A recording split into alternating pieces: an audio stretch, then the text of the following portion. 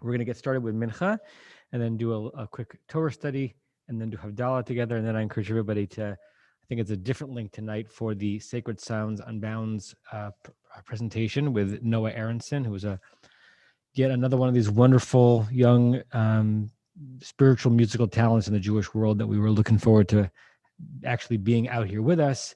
But we're going to do a spiritual online experience with him instead. And I think that should be wonderful. I think that starts at 6. So let's start. If you're in the Lev Shalom, page 214. If you're in the Slim Shalom, 226. If you're in the Sim Shalom, 558. Ashrei Yoshvei V'techa, Hojelu Chasela, Ashrei Shekach Halo, Ashrei Sharonai Elohav, Tehillah LeDavid, Aruch HaLemelech, Aruch Hashem Chalei B'chol Yom V'chek L'Hashem.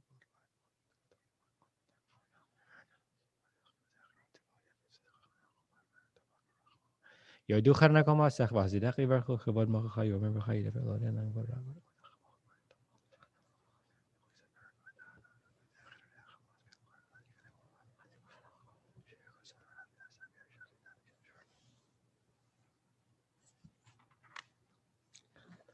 Tilat Adonai daber pi v'rakol basar Shem kodsho le'olam va'ev Anachnu nvarech mi'atav olam hallelujah uval Tzion goel l'shavei feshav Yaakov ni'um Adonai v'anizor piti yotam amar Adonai ruchi asher lecha udar asher samtu b'ficha v'ata kadosh shektu Yisrael v'kara zel zev yamar kadosh kadosh kadosh Adonai tzva'ot melech haaretz kevodo Vatisa eni ruach va'ashma acharei kol rash gadol baruch Adonai mimkomo u'nlatni ruach shimet batray kol ziyasai ushavchiver Adonai yimloch leolam va'ed.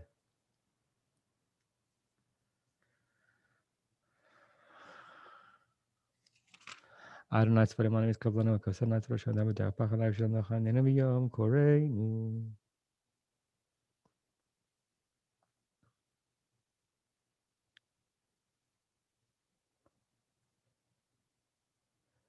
V'yivtechu b'chayidei shemecha ki lo azavta dorshecha Adonai Adonai chafetz l'man tzidko yadil Torah v'yadir.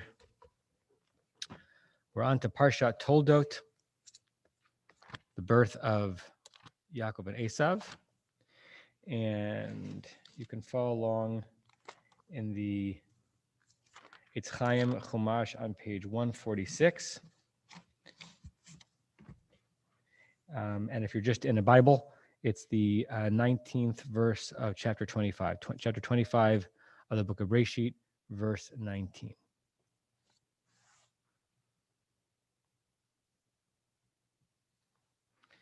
Okay, so I'll read this first aliyah as we get into the story. And what we're going to be focusing on in the Torah study will be from this very reading. So I'll pause there so we can look at it while we're laning, and then we'll go back to it in the Torah study later. V'yehele toldot Yitzchak ben Avraham. Avraham holidet Yitzchak. Vayhi Yitzchak ben 40 shana bekachto et Rivka. Bat Betuela Arami mi Padan Aram achot Lavan ha'arami lo lisha. Vayatar Yitzchak l'Adonai v'nochach ishto ki akara hi vayater lo Adonai v'tahar Rivka ishto vayitrotzitzu habanim bekirba v'tomer imkein lama ze anochi v'telech lidrosh et Adonai. And that's the verse we're going to be looking at closely if you wanted to get a kind of a heads up in your mind. Verse vayitrotzitzu habanim bekirba, that the two sons were struggling within her. Vatomer and Cain, and she said, if that's the case, if this is my lot, lama ze anochi, why do I exist? Some expression of tremendous existential woe. Vatelech, she went, lidrosh et Adonai. We're going to spend about 15 or 20 minutes trying to figure out what those words mean. Lidrosh in Hebrew means to search. Et can either imply that a direct object is coming, or et can also mean with. So she went to search, to seek out with God or God. So those are the words mean. The question is, what does the verse mean? Vayomer Adonai la Shnei goyim bevidnech Ushnei leumim mimeach yiparedu Ulaom milaom yematz Verav yavod seir Vayimlu yameha laledet Vihine tomim bevidna Vayetze harishon admonim kulo kaderet se'ar Vayikru shemo Esav yacharechein Yatsa achiv Viado ochezet bakev Esav Vayikra shmo Yaakov V'Yitzchak ben shishim shana b'ledatotam Vayigdelu anarim Vayihi Esav ish yodei tzayid ish sadeh V'Yaakov ish tam yoshev ohalim Vayehav Yitzchak et Esav kitzayid befiv V'Rivka ohevet et Yaakov Vayazed Yaakov Nazid Vayavo Esav min hasadeh v'hu ayef Vayomer Esav el Yaakov Halite nina min hadom hazeh ki ayef anochi al kain karashmo edom Vayomer Yaakov michrach hayom et bechoratecha li Vayomer Esav hinei anochi holech lamut v'lama zeli bechora Vayomer Yaakov hishav ali kayom v'yishava lo vayimkor et bechorato liYaakov Yaakov natan lesav lechem unazid adashim vayochal vayesh vayakom vayelach vayivez Esav et habechora. We're not going to focus on this later, but just notice an interesting kind of cross here. So we know that Jacob is going to be the beloved of Rivka. That's why she helps him trick his father. And Esav is the beloved of Yitzchak, Isaac, because he was a hunter and he liked the food. But in terms of the personality, in terms of how they handled moments of their lives, there's also a connection between Rebecca, and Esav, because both of them in this first Aliyah of Parsha Toldot express why it's even worth it for them to be alive if they're not getting what they feel like they want or not feeling what they get, not getting what they feel like they deserve. Right. So she says, Lama ze anochi, when her womb is in turmoil because of the baby struggling inside of her. And he used very similar language in verse 32. Vayomer Esav said when he was out there in the field, Hinei anochi olech lamut. I've got nothing left to live for. V'lama ze li bechora. So why would this birthright mean anything to me? So they both have a certain existential, heavy, morose quality to how they experience reality. But in terms of the favorite, it's the other. It is Yitzchak who finds favor in Esav, and Rivka finds favor in Jacob. One more piece of the Aliyah, beginning of chapter 26 of Breshit. Vayhi ra'av ba'aretz milvad hara'av harishon asher haya bimei Avraham vayelech Yitzchak el Avimelech melech Plishtim Gerara vayira elav Adonai vayomer al tered Mitzrayim asher chon ba'aretz asher omar elecha gur ba'aretz hazod v'heyeh imcha v'avarchecha ki lecha ulazaracha eiten et kol ha'aratzot ha'el v'hakimoti et hashvua asher nishbati l'Avraham avicha והרביתי את זרעך ככוכבי השמיים, ונתתי לזרעך את כל הארצות האל, והתברכו בזרעך כוכבי הארץ עקב אשר שמע אברהם בקולי, וישמור משמרתי מצוותיי, חוקותיי ותורותיי. The opening Aliyah of Parshat Toldot. Okay. Now we'll do the Mincha, the Shabbat Mincha Amidah in the few minutes left we have to do that before it gets too dark, and then we'll study some Torah. So the Amidah for Mincha is on page 223 in the Lev Shalem, 234 in the Slim Shalom, 574 in the Sim Shalom, said standing in a quiet whisper.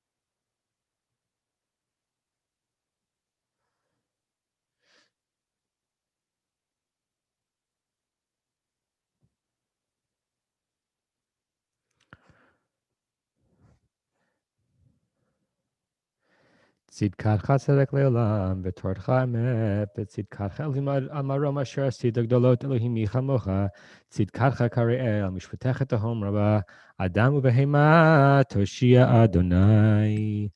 Aleinu is 231, 248, or 598. Aleinu לשבח לדון, הכל לתת גדולה ליוצר ראשית, שלא עשנו הרצות ולא שמנו כמשמעות, אדמה שלא שמחה אלוקינו, וגהור עלינו ככל המונע. לפני מלך מלכי המלכים הקדוש ברוך הוא לשמיים שבקרוב השמיים.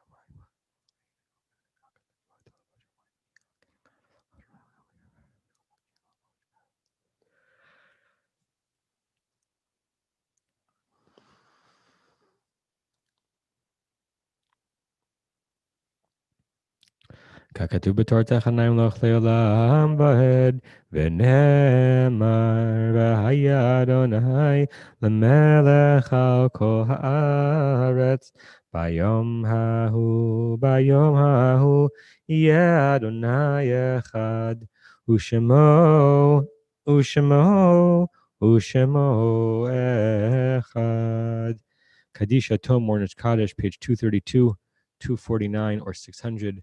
Ronen, do you want to unmute yourself and lead us?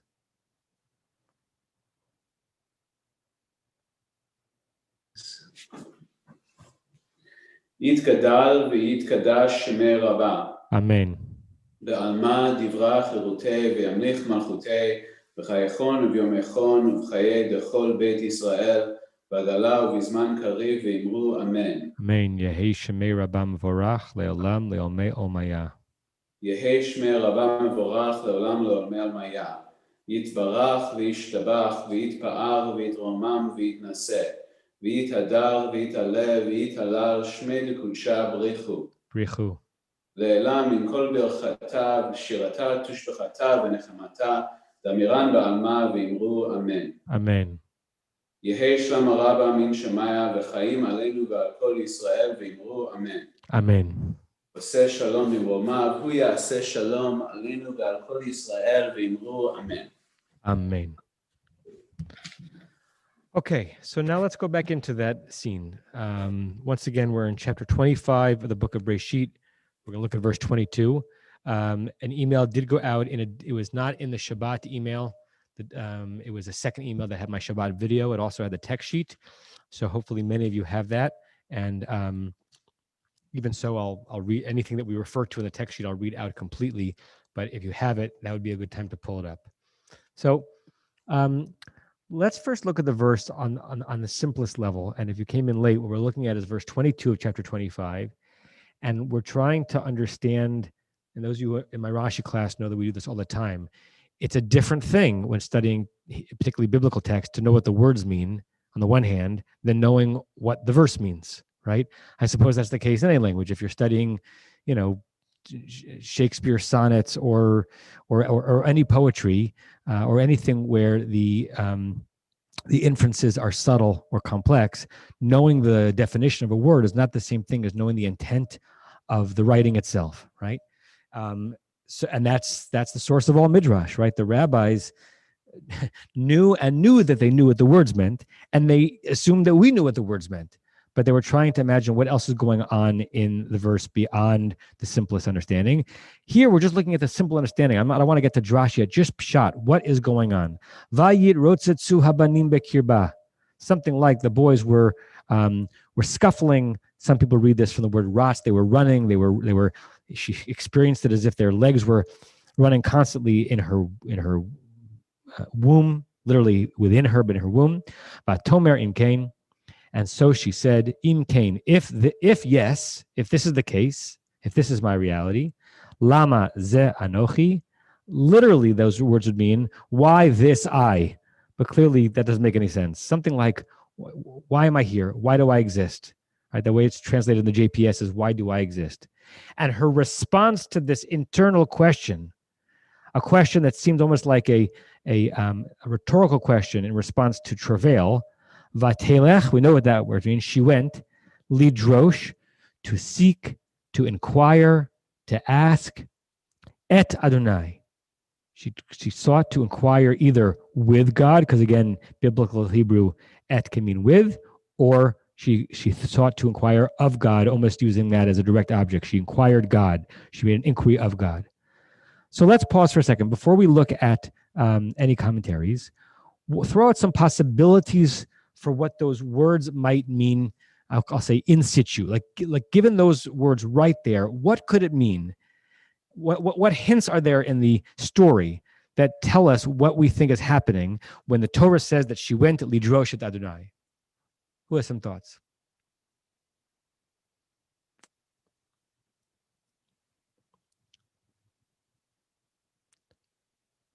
Rachel, yes.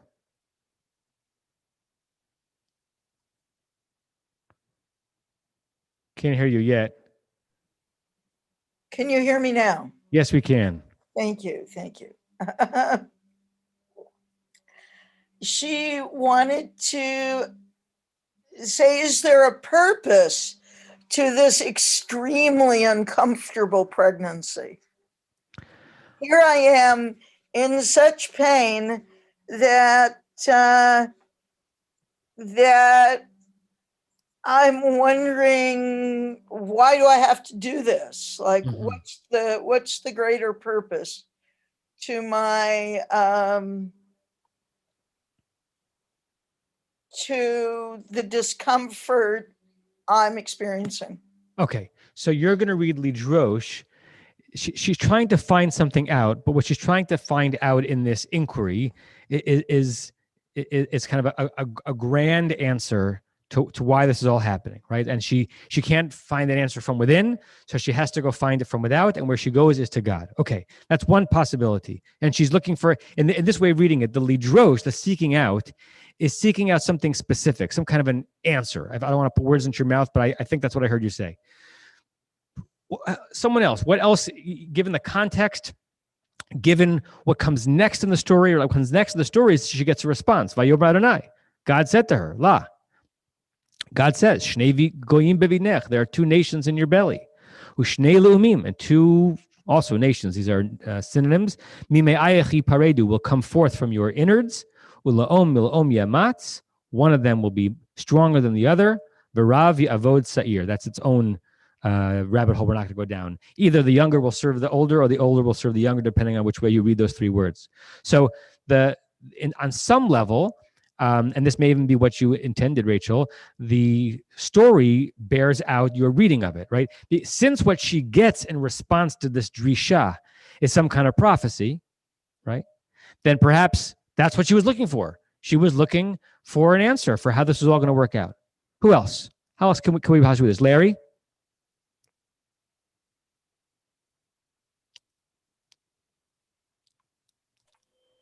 Okay, so first I have I think a simpler explanation as to what she's asking. And that's that it says, we're told once again that she was sterile. So she couldn't have any children. So we presume that they were trying to have children for a long time. All right, Isaac pleaded with God and she became pregnant. And she's simply saying, wow, if it's this painful, why did I want to go through this to begin with? So that's the pashat, which we don't even mention, which I assume is something that a lot of women feel during the pregnancy. Who knew it was this hard?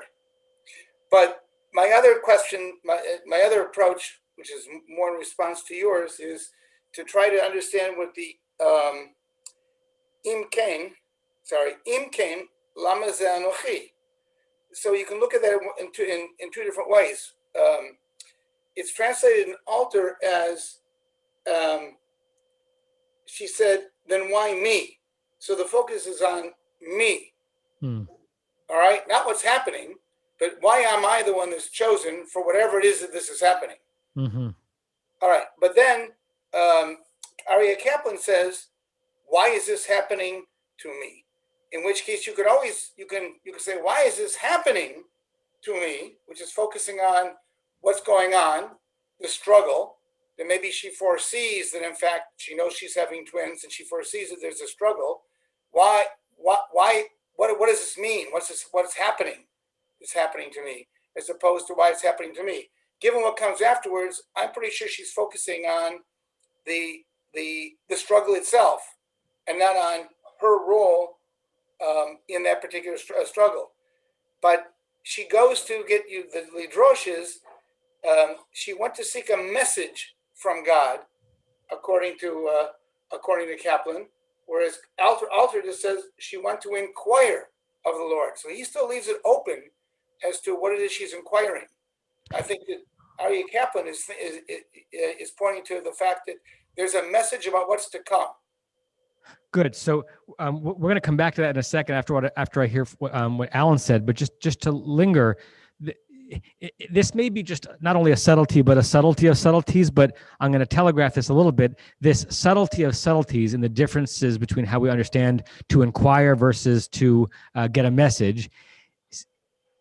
We're still struggling with that, I believe, when it comes to our own prayer, right? And if we ever see ourselves in a position like Rivka does, where we are going lidrosh et Adonai, to seek out God, it's really important for us to at least know: are we going in the direction of asking for to get a particular message, or are we going for an open-ended inquiry, right? So the two ways that Larry laid this out, and we're going to look at similar commentators from the medieval era, puts out two different understandings as to what does it mean to place yourself before God, right? What does it mean to place yourself before the kotel, or what does it mean to be in a prayerful moment? Are you hoping for an answer, or is the inquiry itself the force of the prayer? Alan?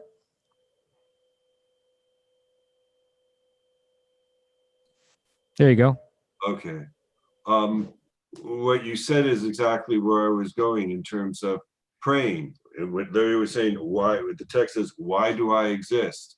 At that particular point, he said, why do I exist? God, help me. Why? It's a sense of a prayer to God to be able to find out. You may not even need a specific answer.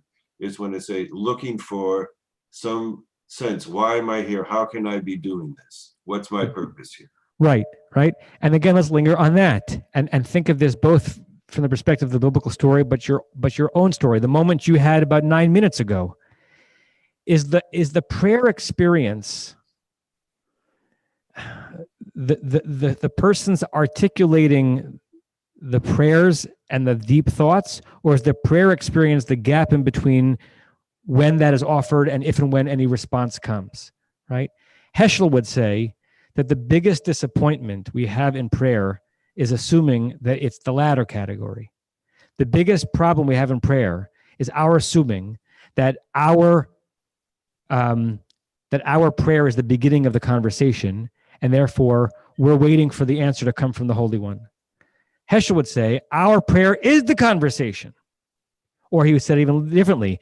Don't think of prayer as the question. Prayer is the answer. Even if your prayer includes a question, like the Shemona Esrei, the weekday Amidah, which Shabbat specifically does not do, is filled with requests, bakashot. It looks like it says we're asking God for things. But Heschel would say even there, don't read that as a question to which we expect an answer or a request to which we expect a response. That is the experience of prayer itself, to articulate that.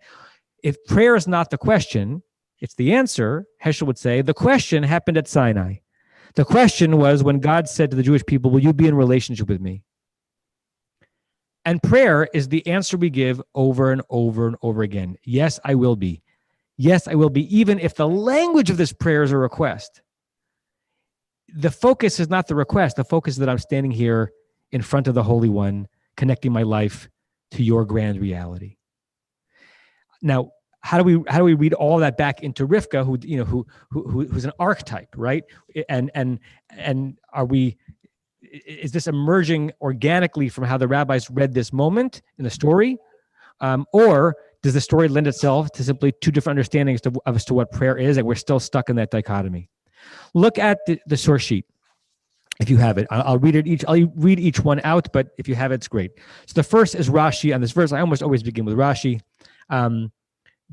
Even if his Rashi's read is not the one I prefer, I like establishing it as a baseline.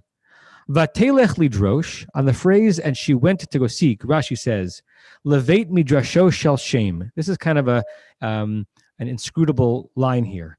First of all, Rashi is focused on the word vatelech, right? We've been focusing on the verb lidrosh, to seek. Rashi wants to know why there's a going here. Vatelech suggests movement. It means she went somewhere. Where did she go? It's not only what did she do, that's lidrosh, but where did she go? She went to a building. And what building did she go to? Suspend your disbelief for a moment. She went to the Beit Midrash, the yeshiva of that era. And what was the yeshiva of that era? This anachronistic but lovely image. That Shem, who was one of the sons of Noach, Shem, Cham, Yafet. There's a midrashic idea that comes up over and over again that Shem and Ever, one of his descendants, Ever, who is the name from which we get Ivri or Hebrew, that they founded a yeshiva. They founded a pre-Sinai, a pre-Moses, a pre-Revelation yeshiva, and as it were, in that yeshiva, you could study all the great works, even the medieval works. So Rashi says, where did she go? She went to the place that you would go, where, again, as it were, Torah study was taking place. Lidrosh et Adonai. So what did she intend to do there? If she went somewhere, what did she intend to do there? Shiagidla, that someone would tell her, Ma tiyeh besofa. What's going to happen at her end? It's an interesting phrase. Ma tehei besofa. What would happen at her end? Does this mean what would happen at the end of her pregnancy? How's it all going to work out? Is this a grander question? What's the purpose of her existence, given how distressing her pregnancy is? It almost doesn't matter for our purposes how to read Ma tehei besofa. What's going on here, Rashi, is that she went for an answer. She went for an answer, and believe it or not, she went for an answer not from God. Even though it says Lidrosh et Adonai, Rashi says no. She went. It's like, if you go to shul to talk to God, but really you're going to a building. You're going to an experience. And she expected or hoped that someone that yeshiva would give her an answer. This is based on a midrash from Breshit Rabbah. It's the next source. Breshit Rabbah, the classic Aggadic midrash on the book of Genesis, section 63. Vatelech lidrosh et Adonai. She went to ask of God, and the midrash asks a question: V'chi batech nesiot uvatei midrashot hayu botan haimim. Were there shuls at that time? The midrash asked. The midrash is with us in the incredulity. What do you mean she went? Where did she go? Did she go to shul? There were no shuls then. V'halo lo halcha ela la midrash. Rather, she didn't go to shul per se, the way we think of it, to daven. She went to the study hall, Shel Shem ve'Ever. This is the two of them. The study hall that was founded by Shem, Noach's son, and Ever, another descendant. Ela l'lamedcha, what this comes to teach you is, shekol mi shehu makbil pnei zaken. Anybody who kind of honorably accepts the face, honorably presents himself or herself in the presence of an elder, to ask for wisdom, kimakbil pnei shechina. It's as if you are receiving the face of the Holy One. So there are two moves here. The first move is, where did she go? She didn't go to daven at shul. She went to a building to find a guy who would give her an answer as to her situation. And therefore, the second move is, how do we resolve the phrase lidrosh et Adonai? She didn't seek out God. She saw out a person. It means that if you go to a sage or an oracle or a prophet to find information, and you hold yourself in a certain way in that moment, it's as if you're actually in God's presence itself. So it's okay to say about her that Vatelech lidrosh et Adonai, even though she wasn't going to daven, she was just going for an answer. Magic 8 ball, right? This is Rivka going to the magic 8 ball of our childhood, or at least my childhood. You shake it up and you see what the answer is. Okay, turn to the next source. Ramban lives after Rashi, and one of the things that he likes to do very frequently, with respect, I'd like to think, is to quote Rashi and tell us why Rashi is wrong. So this is how Ramban, Rabbi Moshe ben Nachman, answers this. Vatelech lidrosh et Adonai. She went to seek out God. Lashon Rashi, what Rashi says is, lahagid ma yehei besofa. So she could find an answer to something. So she could find out what would happen at the end of this experience or what happened at the end of her life. And Ramban says, V'lo matzati drisha. I have no association with this concept of seeking out drisha, etzel Hashem, with respect to God, rak lahit palel. How could this mean anything else but prayer? You, Rashi, are saying that God in this verse doesn't mean God. God in this verse means a prophetic oracle. No. If you have lidrosh et Adonai, a seeking out of God, that's prayer. And I would say that's maybe a Heshelian form of prayer, where you're not looking for an answer, you're just opening yourself up to the Holy One. Kitam, like we have in the following 3 verses. We have from the book of Tehillim, chapter 34, Darashti et Adonai v'aneni. I sought out God, and God responded to me. Ramban says that's not him. Whoever is writing that in the verse of the book of Psalms is not going to a prophet. It's going directly to God, to seek out God and experiencing God as having answered you. Or in the book of Amos, Dirshuni v'chyu, seek me out. The Amos says in God's name, and therefore you will live. If you seek out me, if you seek me out in a relationship, if you come towards me in prayer, you will have a spiritual life. And by implication, if you don't, you won't. Finally, from the book of Yechezkel, Ezekiel, Chai ani im idaresh lachem. This is interesting. This is a negative example. This is Ramban quoting Ezekiel speaking in God's name, saying in this situation, Chai ani, as I live, meaning as I, God, live, im idaresh lachem. I'm not going to respond to you. But it's a proof text saying that this phrase, lidrosh, and with respect to God, is indeed prayer, even though in this particular situation, Ezekiel is quoting God as saying, I'm not going to respond to you. So Rashi says, if we go back to the 2 positions that Larry laid out, I forgot which one was Kaplan and which one was the other one, but Rashi is saying what Rivka is going for here is an answer from a person who might have a special understanding of how things are going to work out with divine inspiration. And Ramban is saying, no, she went to daven. She went to pour out her heart to the creator of the universe. And in that way, live more fully and more spiritually, irrespective of the answer. Rashi seems to say that verse 23, to the next verse, tells us what verse 22 meant. She got an answer. That means she was looking for an answer. Ramban says no. Verse 23 happens to be what comes next, but that's not what her experience was in verse 22. Her experience in verse 22 was to daven to the Holy One. She also, in the course of this moment, seemed to get a prophecy as to what was going to come next.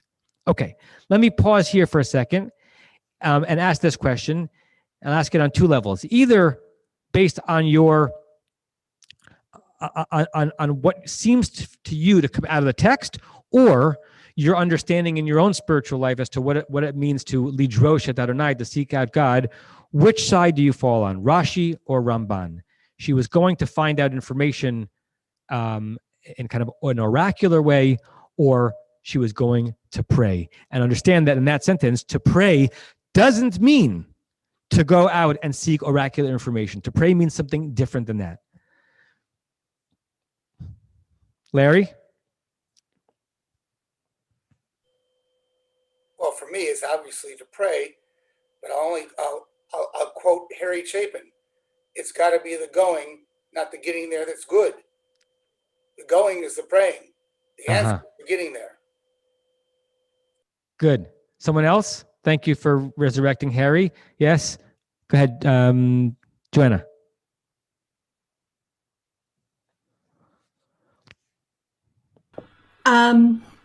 It's interesting that Larry just said that, because a thought started percolating in my mind when Larry made reference before to some sense of Rivka foretelling what was going to happen. And it got me to another meaning of the shoresh, which I believe is that the shoresh can also mean a requirement or require. So she had some sense of between having a prophetic sense about her, and I feel like what the verse is telling us is that what was going on in her belly was just not, even for a twin pregnancy, the normal thing that would happen in a twin pregnancy. She had some sense that there was something unique or extraordinary about to happen, and she was going to ask, what are the requirements now? What's required of her? Lovely. Yes, certainly. As the shoresh develops, and particularly in modern Hebrew, like ma darush alai could be understood as what am I obligated to do? What is requested of me? Right. So she's trying to understand what she'll be called upon to do in response to how this pregnancy is developing inside of her. Great. Any other response to that question, Brant, and then Ronen?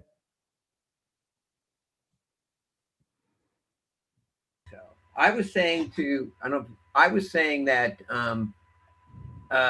to me, it's the answer is more significant than the question. What I mean by that is that it doesn't say whether she's satisfied by that answer. In other words, she's told that it's not an ordinary pregnancy. Hell, you're going to give birth to 2 nations, and these nations are going to fight with each other for the rest of their existence. Well, that's pretty heavy stuff. Most people just have children. I'm just saying that question is interesting, but more interesting is the answer. She's told that she's bearing this awesome responsibility, and then we don't really hear much after that. That's what I'm focusing on. The answer is, I think, much more significant than the question. Yes, and I think that part of what you said drives the Rashi interpretation of this. From the fact that the Torah says that the response to her seeking out God is that she gets very specific, interesting, troubling, complicated information, that suggests that what she was doing in verse 22 was actually looking for something like that. And therefore, Ramban is reading closer to perhaps to what the verb lidrosh et Adonai means, but he's reading counter context, because the context seems to say that she was looking for specific information. Ramban says, no, I want to read lidrosh et Adonai simply to mean someone who pours out his or her soul to the Holy One. Ronen.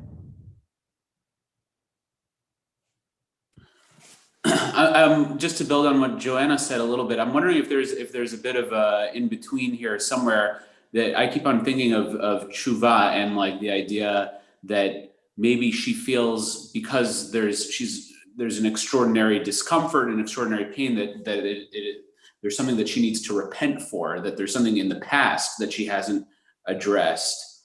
And to me, that feels like in kind of an in-between territory between these two sides that you brought up. That she's searching for some insight for what's incumbent upon her to do in the situation. Yeah. I mean, but specifically in a repentant way. Yeah. Putting my own cards on the table, that to me is a much more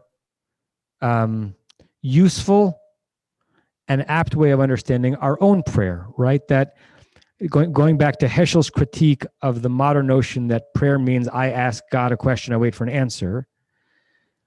If I'm saying words from the tradition, even words that seem like a request, it may be that the highest purpose for me as the penitent in that moment is to figure out something in me that needs to change, not to figure out what information I'm getting from God in the exchange, right? And I think that's always present in a prayer moment, even if, whether it's a prayer like Slach lanu avinu ki chatanu, which we'll say in a few moments, like asking God for forgiveness, or if it's just our engaging in the spiritual act of laying ourselves open before the Holy One. It's really trying to reveal something about us to ourselves and not necessarily waiting to hear a specific answer from God. I think, or at least that's my experience of when prayer can be most effective. When we're searching for something inside us that needs to evolve or to change. I want to get, there were 2 comments of the Hamek Davar, who is written by the Netziv, Rabbi Naftali Tzvi Yehuda Berlin, who weighs in on this. I don't know if we're gonna have time for 2, so let me jump to. Well, let me do them quickly. So the Netziv, who lived in the late 19th, early 20th century, Actually, he may have died before the turn of the 20th century. And one with the great Lithuanian rabbinic masters. He points us to a verse in the book of Exodus, chapter 18, Parshat Yitro, where we have a similar use of phrase. Vayomer, so chapter 18 of Exodus, verse 15. Vayomer Moshe lechodno. Moses said to his father-in-law, Yitro. This is when Moshe is about to get some counsel from Yitro on how to delegate responsibility. He kind of complains to his father-in-law, Ki yavo elai ha'am. The people keep coming to me, lidrosh Elohim, to search out God. It's such an interesting phrase. Remember how Rashi read the first one. She went to seek out God, but she really went to a Beit Midrash to seek insight from Shaman and Ever. So here, similar language, that they come to me to seek out God. They come to me to seek out God. What does that mean? Hamek Davar says, this is the Netziv, Ki yavo Eli, etc. Yafeh Peresh HaRamban. The second commentary we read above, or the author of it, interpreted it properly. Shehishiv Moshe, because Moshe in the scene responds, Ki shlosha asakim notel alav. I don't want to go into the great detail, but the fact that there are three different types of matters that were placed on Moshe's shoulders, and he felt burdened by it. And so Ramban is interpreting it correctly, according to the Netziv, that what does it mean to come to Moshe to seek out God? It means to come to Moshe to seek answers to kind of really important questions that we throw at the divine, but it's to come to get answers from a person. Ella mashakat Ramban, but that which the Ramban interpreted in our verse, the verse that we started looking at, demashma'ut lidrosh Elohim hu tefillah, that the meaning of seeking out God is prayer, meaning the Netziv is saying how the Ramban interpreted our verse, he does not like. How he interpreted this verse in the book of Exodus, he did. Einoken, that's not how we should read it. Ella kemoshe katafti, rather it should be as I, this is the Netziv referring to himself, as I wrote, B'Sefer Breshit, in the book of Breshit, Kaf Hey Kaf Bet, chapter 25, verse 22, which is our verse, She'eino elo she'ela, that all this is a question, et pi hanavi, asked from the mouth of the prophet, Ma yihye acharit zeh hadavar. What will be the end of the matter? So in the book of Shmot, the Netziv quotes himself on our verse. Now let's see what he says on our verse. That's the last verse on the source sheet. Vatelech lidrosh et Adonai. She went to seek out God. Ha'ikar keperesh Rashi v'Rashbam. So the Netziv weighs in against the Ramban here on Rashi's side, and not only Rashi, but his grandson, the Rashbam. Lish'ol et Hanavi. To ask the prophet, Da'at Hashem, what's the will of God? Uratzono bazeh. How does God expect this situation to turn out? Velo Ramban, and not like the Ramban, Zal, may his memory be a blessing, Sheperush Tfilah, who understood it as Tfilah. It's such an interesting distinction. The Netziv, who I'm sure davened all the time, says, Lidrosh et Adonai does not mean prayer, like the Ramban says. It means to ask a prophet what the will of God is. So whichever one we think is happening in this verse, it's so interesting that he divides those two into two different things. It's a very different thing to ask someone to whom you ascribe a certain prophetic knowledge what the will of God is. That's maybe like trying to understand what the world is. Maybe we understand that as philosophy or epistemology or existential ruminations. Whatever that is, according to the Netziv, that's not davening. Rivka was doing that, according to the Netziv. She was mystified. She was confused. She wanted answers. She tried to seek out what the world is all about. It's an important inquiry. That's not davening. Davening is something else. Umikan muchach, and this can be proven in our scene, gam ken hachi, in this exact space. De'ilu tfilah lo hayala lelech lemakom acher. Had she just been davening, she wouldn't have had to go to a different place. She could have davened right there. V'hareinit kablat tfilat Yitzchak kan.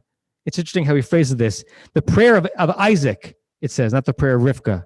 The prayer of Isaac could have been received right there. You can daven the Amidah anywhere. Ela lidrosh minavi, but rather to seek out from a prophet, shehu ro'eh, someone who could see, masha banistar v'ne'elam, that which is obscured and hidden. I think that we delude ourselves into thinking that there is really any reliable source for the type of livdrosh et Adonai that the Netziv says Rivka was doing. Which is not to say that I think we ought not to be trying to think about our world and trying to understand the supernal realms. But to expect answers from any prophet is probably fool's gold.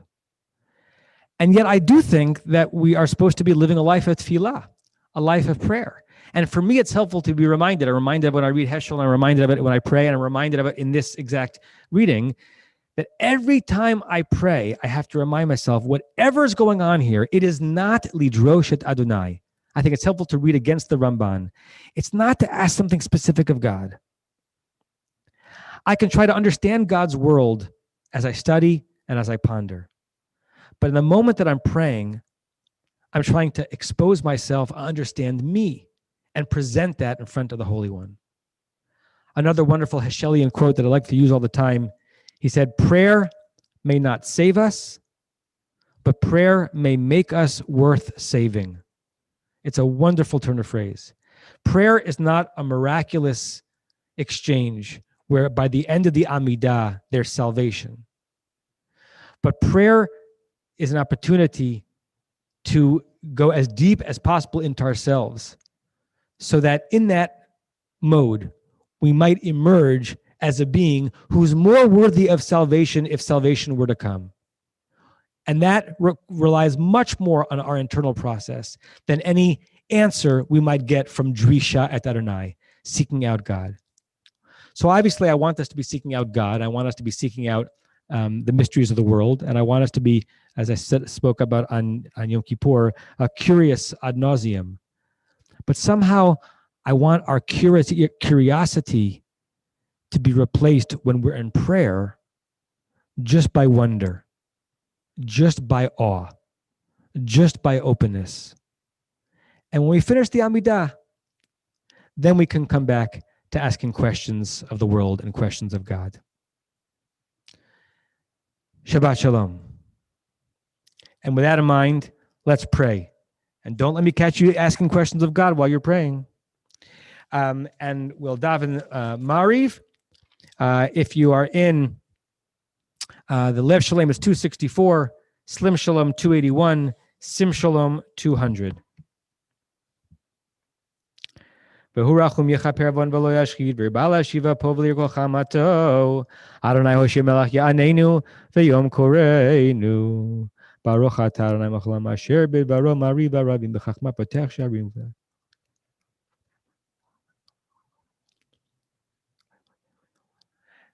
El chai v'kayam tamidim lo chaleinu le'olam va'ed Baruch atah Adonai hamari v'ravim.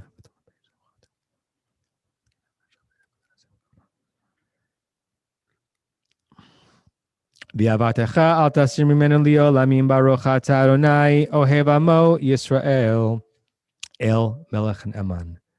Shema Yisrael Adonai Eloheinu Adonai Echad.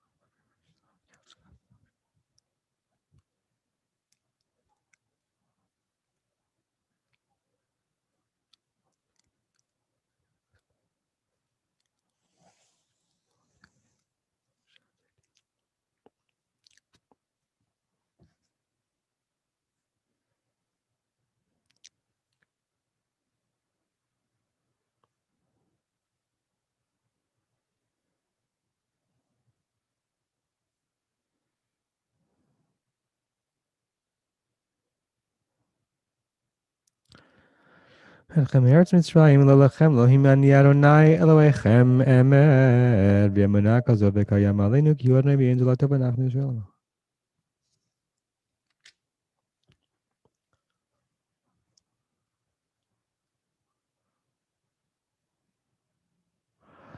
ומלכותו ברצון קיבלו עליהם משה ונעשו לכנו שירה בשמחה רבה ואמרו כולם מי כמוך באלים אדוני מי כמוך נדר בקודש נורא תהילות עושה פלא מלכותך ראו בניך בוקי הים לפני משה זה אלינו ואמרו אדוני ימלוך לעולם ועד ונאמר כי פדה אדוני את יעקב וגאלו מיד חזק ממנו ברוך אתה אדוני גאל ישראל.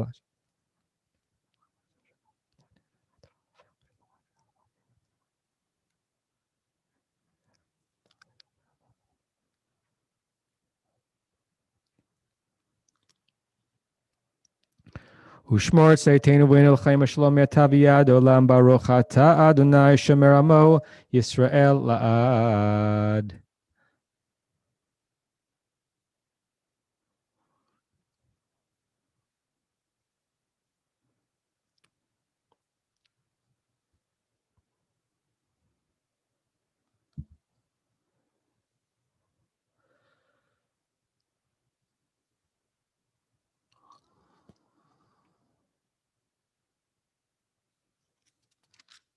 ברוך ה' ביום, ברוך ה' בלילה, ברוך ה' בשוכבנו, ברוך ה' בקומנו.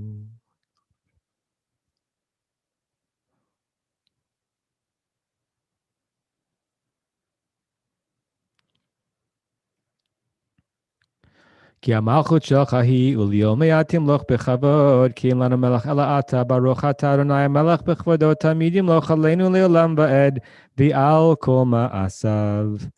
The Amidah, with inclusions for the end of Shabbat, can be found on page 270 in the Lev Shalom, 286 in the Slim Shalom, 210 in the Sim Shalom.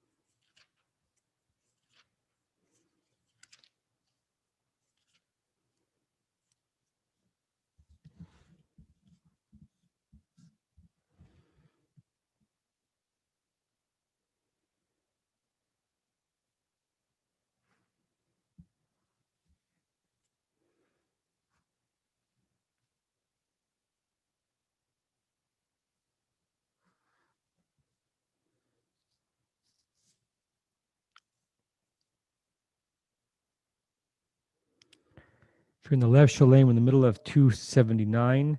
I don't have the page numbers, so the other two Sidurim in terms of where you can find Bihi Noam. I think they should be right after. There should be it should be indication in the Sidur where to find it right at the end of the Amidah for these two sections for the end of Shabbat. Bihi Noam Adonai Eloheinu Aleinu Maseh Adenu Kononai Aleinu Maseh Adenu Kononai Yoshev B'Seiter Yom Etzel Shaddai Yilona Nomar Lanama.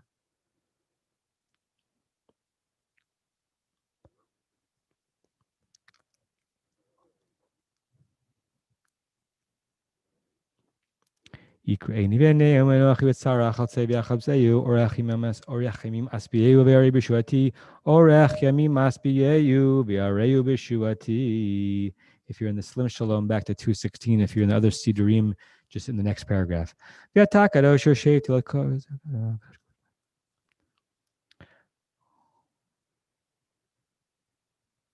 V'tiseni ruach v'shma charai kol rosh gadol baruch v'adonai mimkomo. Adonai imloch le'lamed.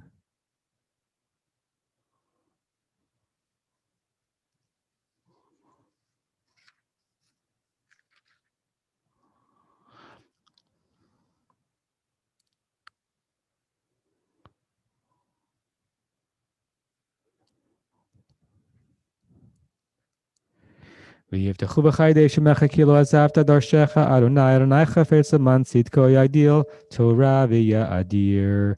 Aleinu can be found on page 281, 297, or 696. Aleinu l'shabeach ladon hakol ha'tegel ha'aseh v'shlos.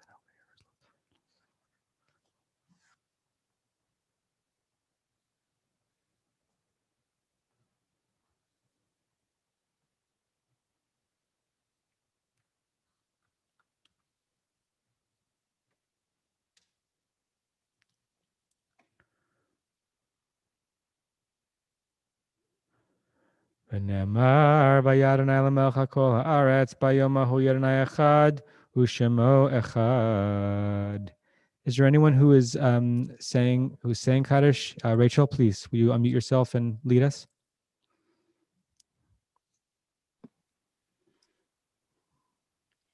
Yitgadah v'yitgadah Shemei Rabbah. Amen. Ve'almad yivrach eretei ve'yamlich malchutei. V'chayechon v'yamechon v'hayeda chol Beit Yisrael. B'galah u'bizman kariv v'imru. Amen. Yehi Shemei Rabbah Mevorach. Yalom Yomaya. Yitbarach v'yishtabach v'yitpa'ar v'yitramam v'yitnaseh.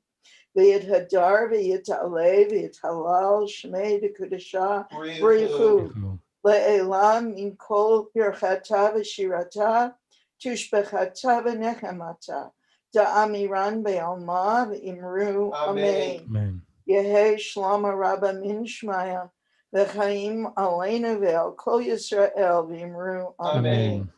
Oseh shalom b'mramav hu ya'aseh shalom aleinu ve'al kol Yisrael v'imru amen. Let me just get the stuff for Havdalah. I'll be right back.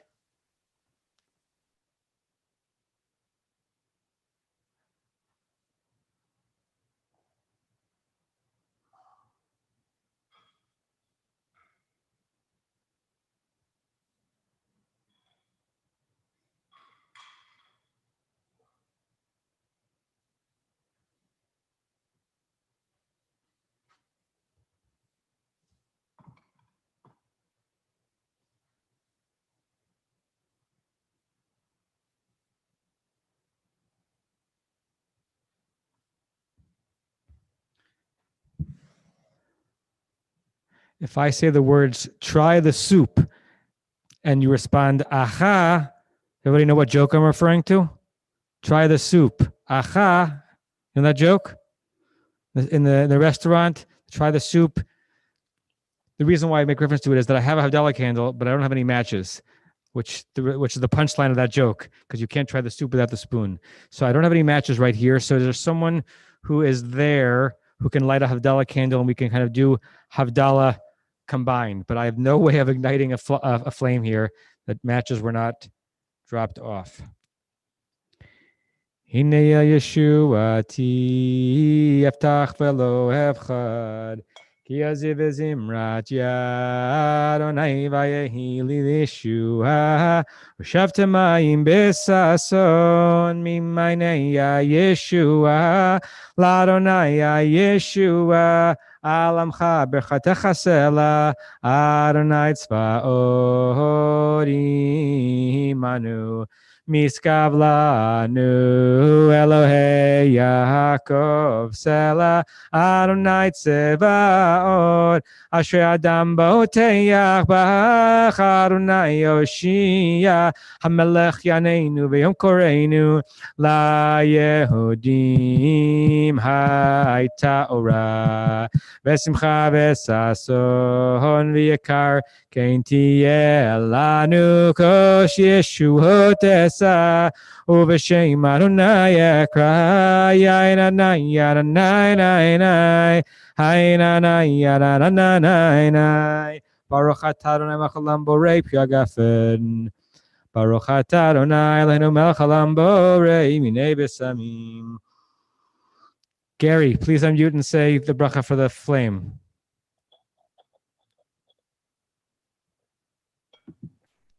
Okay, there you go.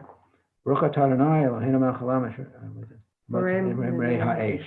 Amen. Baruch atah Adonai Eloheinu melech haolam magdil ben kodesh l'chol ben l'choshech ben Yisrael amim ben yom ha'shvi l'sheish yemei ha'maseh.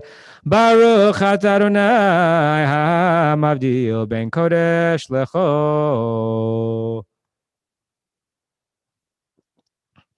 Hamavdil ben kodesh l'chol chatoteinu yimcho.